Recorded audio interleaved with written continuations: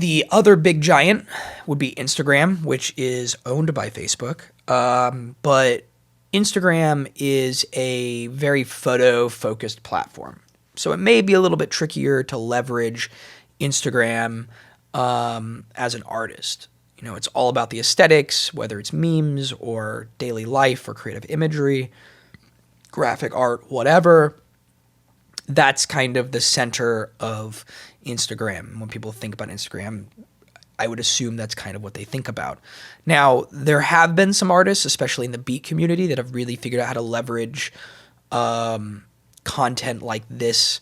I'm not sure if maybe it's about a minute or like 30 seconds worth of their latest beat, or, they have kind of a fun little video they've created that shows them showcasing their beat, and getting that out there has allowed them to basically then pull people in, funnel them to their bio, where they then basically have links to purchase that beat or check out some of the other stuff, whether it's their YouTube work or whatever.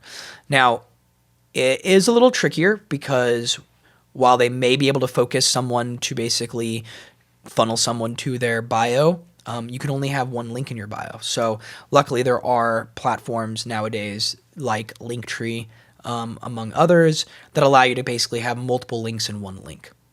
So that's how you're able to obviously share more than just one thing. Now, the downside is you have to figure out a way of creatively funneling your audience to that link, because you can't put a link in your posts. You can, so that's why I think honestly the phrase #link in bio is so grew in popularity, because the link is in the bio and you can't put the link in the post.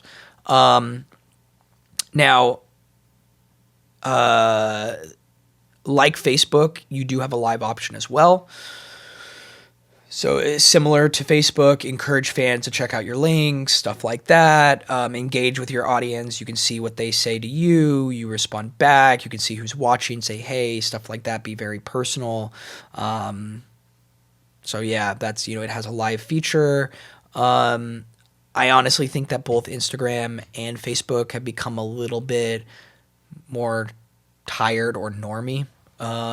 They are, when it comes to the younger generation, obviously people they're there, but they're also kind of verging out to other platforms that are new and fresh, which we'll talk about in future or later on in this episode. But honestly, there's still a substantial user base on both, so obviously your presence should be there.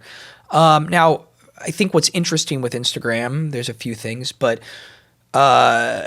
most social media platforms use hashtags, and I think Instagram was the one that, at least in my notice, it was like Instagram and Twitter were the ones that I noticed were the first to really favor hashtags to kind of organize content.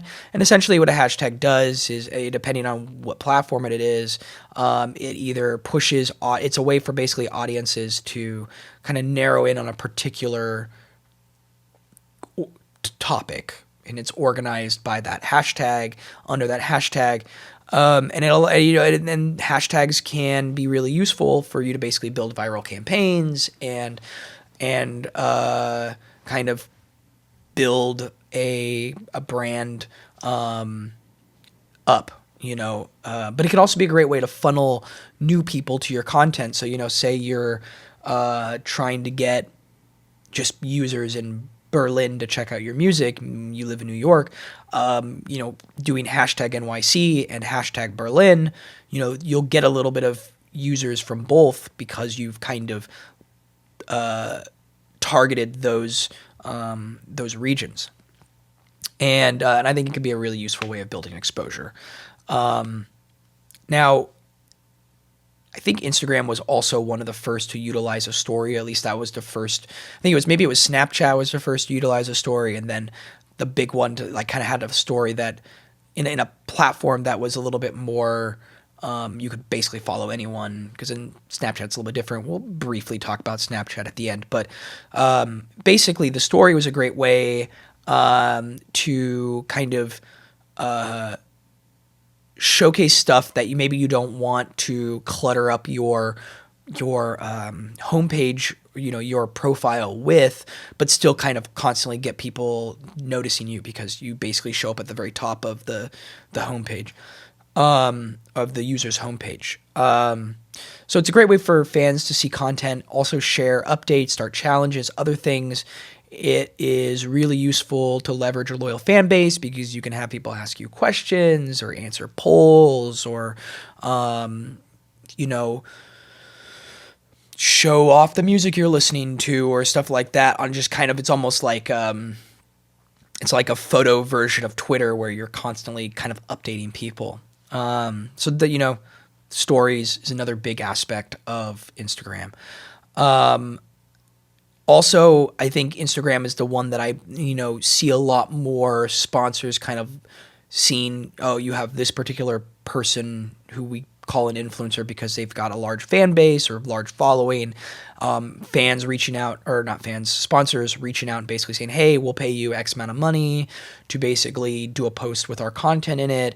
And so it's a really great democratization where, you could be just a random person, but if you've built enough of a following on a particular niche of content, you can basically partner with brands that also kind of exist in that niche to basically showcase their products. So maybe you're a producer, you've got a huge following, maybe you can partner with iZotope or partner with, I don't know, Ableton or whatever brands out there that are constantly reaching out to influencers in a particular brand to basically do a giveaway or showcase or get a discount or whatever. So I think Instagram's really great for that if you're good at kind of and very savvy social media wise and kind of building a loyal fan base and you're very consistent. And good at obviously making videos and photos. Now there is an underutilized and the jury's still up in my opinion on this particular aspect of Instagram. They created a couple years ago a thing called IGTV. It's kind of like, I don't know, it feels almost like a YouTube for Instagram. It's a separate platform, but it still shows up on the main platform.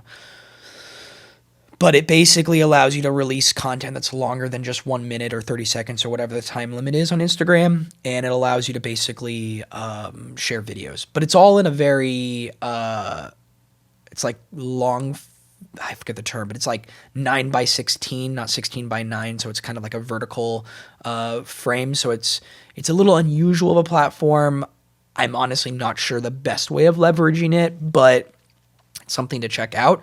Obviously, if you're producing content for video content, you might as well, if you can figure out how to make it work for you, also produce that content for Instagram or IGTV, excuse me. But again, jury's still out on IGTV.